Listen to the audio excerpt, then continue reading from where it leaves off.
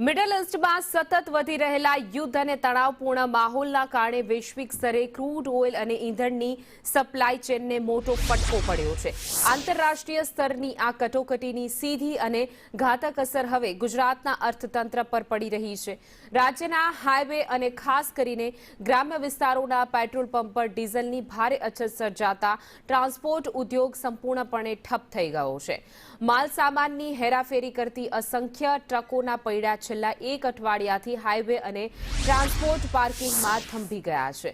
Diesel ન મળવાને કારણે ઉત્તર પ્રદેશ અને મુંબઈ જેવા અન્ય રાજ્યમાંથી આવેલા ટ્રક ચાલકો પણ અહીં જ અટવાઈ પડ્યા છે।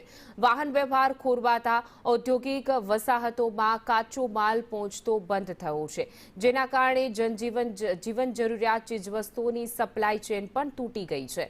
જો આ સ્થિતિ વધુ સમય સુધી રહેશે તો રોજબરોજ બહારથી આવતા લીલા શાકભાજી અને દૂધના ભાવમાં સીધો વધારો થઈ શકે છે।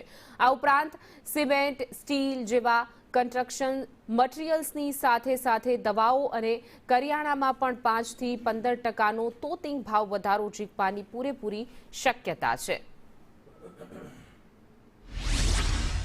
मैं यहाँ पे आया हूँ बुधवार को और आज मेरे को संडे हो गया है।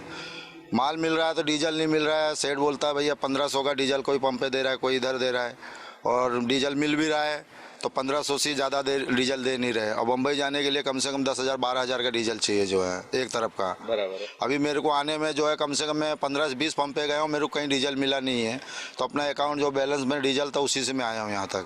पेट्रोल पंप पे जाओ तो 150 लीटर डीजल देता है। बराबर। हाँ, एक बार दोबारा जाओ तो फिर देगा। अच्छा, तो लाइनमेंट होती है वहाँ पे? हाँ, लाइन लगती है ना डीजल डालने की। अभी लोड है भी नहीं और डीजल का है समस्या। जहाँ जाते हैं कहीं 5,000 का ले लो, कहीं बोलते 100 लीटर ले लो, इससे ज़्यादा मिलता नहीं है।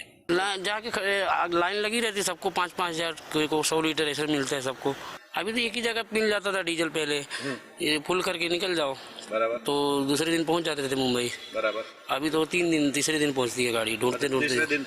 ગુજરાતની અંદર આપણા જેટલા વાહનો છે, ગુજરાતની પણ આખા ભારતમાં જે બી વાહનો ચાલે છે એની અંદર 70-80% વાહનો એવા છે કે જે સેલ્ફ એમ્પ્લોયડ છે, કે જેમાં માલિક બી પોતે છે અને ડ્રાઈવર બી પોતે છે।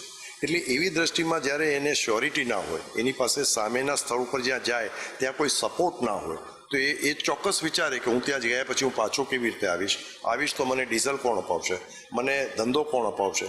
એટલે એને હિસાબે અત્યારે આ પરિસ્થિતિમાં લગભગ 40% કદાચ એનાથી વધારે બી હોઈ શકે વાહનો ઓફ ધ રોડ થઈ ગયા છે, અને એને હિસાબે અત્યારે ટ્રેડ, કોમર્સ અને ઇન્ડસ્ટ્રી રૂંધાવા માંડી છે। એ લોકોને માલનું વહન જે રીતે જેટલું ટાઈમલી થવું જોઈએ, જેટલું થવું જોઈએ અને જે સમયે થવું જોઈએ એના ટાઈમ ટેબલની અંદર ખૂબ જ ડિસ્ટર્બન્સ આવી ગયું છે।